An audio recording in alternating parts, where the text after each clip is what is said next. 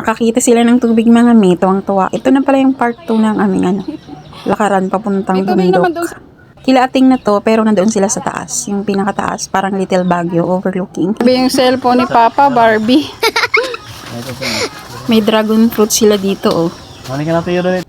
Nakakatuwa, meron na tong bunga, oh. Bunga ba yan mga mi o bulaklak? Ito na yung part na paakyat mga mi.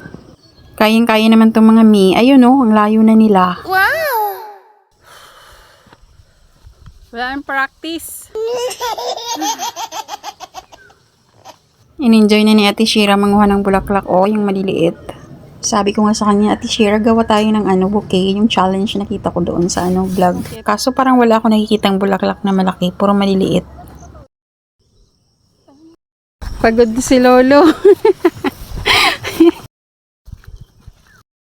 Water.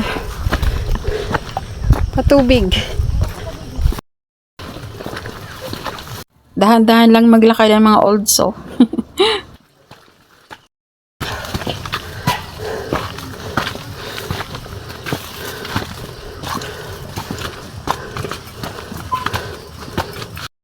Dumito ka na, oy. Sige, nakabuta naman yan. Ito na yung bandang part na sobrang putik mga mi. Kasi siguro bugbog na bugbog ng paguyuran. Yung kalabaw na nilalagyan nila ng mga pangarga.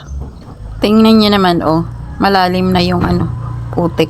Pero may daanan pala doon sa kabila.